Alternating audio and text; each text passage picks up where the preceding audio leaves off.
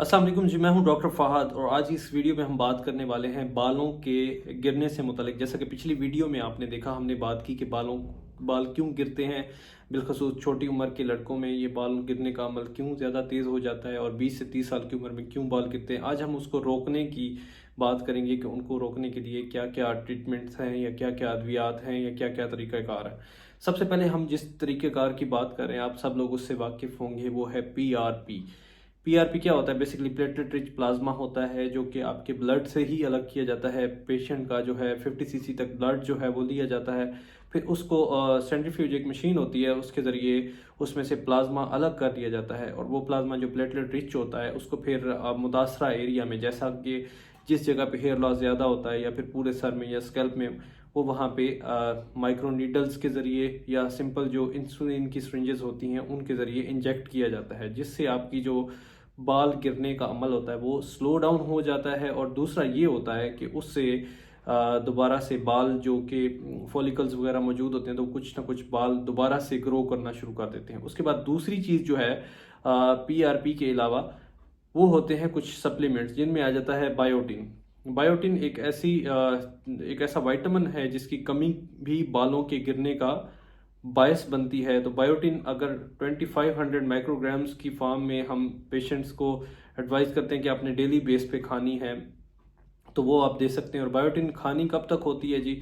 ये तकरीबन इसका एक कोर्स होता है कि आपने एक पूरा साल जो है वो डेली बेसिस पे आपने बायोटिन खानी होती है। उसके साथ कुछ और असेंशियल विटामिन्स भी होते हैं, जैसे सेलेनियम है और कुछ और। तो ऐसी बहुत सी टैबलेट्स हैं जो कि इन कम्बिनेशन में आती हैं, जो कि बालों को और साथ में स्किन को भी फ़ायदा देती हैं, जिनमें कोलेजन वगैरह भी शामिल होता है। अच्छा, उसके बाद इसमें मैं आपको एक टैबलेट कोट करता जाऊं कि जैसे न्यूट्री फैक्टर की ब्यूटेक्स टैबलेट आती है, तो वो आप डेली बेस पे यूज़ कर सकते हैं। उसके साथ हमने जो अगली चीज़ होती है एंड्रोजेनेटिक एलोपेशिया को रोकने के लिए, कम करने के लिए, वो सबसे जो फ़ायदेमंद चीज़ होती है वो होते हैं हमारी फिनस्ट्राइड्स जो क्योंकि ये DHTC को ब्लॉक करते हैं, डाईहाइड्रोक्सी टेस्टोस्टेरोन को। तो ये जो होती है 1 mg पर डे के हिसाब से दी जाती है इनिशियल स्टेज पे 1 साल के लिए, ठीक है।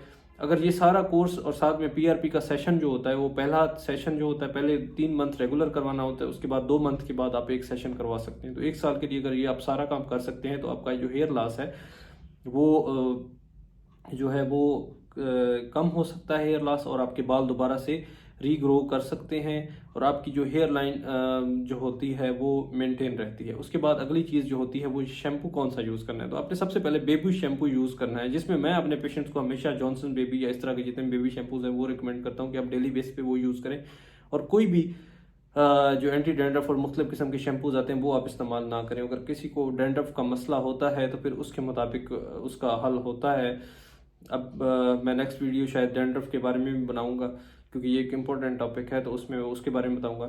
खैर, तो अगली चीज़ जो ये है कि बालों को कभी गर्म पानी से नहीं धोना होता, बालों को ठंडे पानी से धोना होता है। और उसके बाद जो मेन चीज़ होती है वो डेली बेस पे जो पेशेंट है जिसको बाल गिरने का मसला है, उसने एक्सरसाइज करनी है। एक्सरसाइज में रनिंग आ जाती है, जिम आ जाता है, मुख्तलिफ चीज़ें, जिससे ताकि उसका जो ब्लड फ्लो होता है बॉडी के साथ साथ हेयर्स की वाली साइड पे, स्कैल्प वाली साइड पे इम्प्रूव होगा, तो उसके बाल गिरने का अमल कम हो जाएगा। ये कुछ तरीक़ाकार हैं जिनसे बाल गिरने का जो अमल है उसको रोका जा सकता है। और हेयर ट्रांसप्लांट की नौबत आने से पहले ही इस काम को स्टॉप किया जा सकता है और इससे बचा जा सकता है। तो वीडियो को देखने के लिए बहुत शुक्रिया। आइंदा भी आने वाली वीडियोस को देखिए और कमेंट में बताइए कि किस चीज़ पे मैं अगली वीडियो बनाऊं। बहुत शुक्रिया।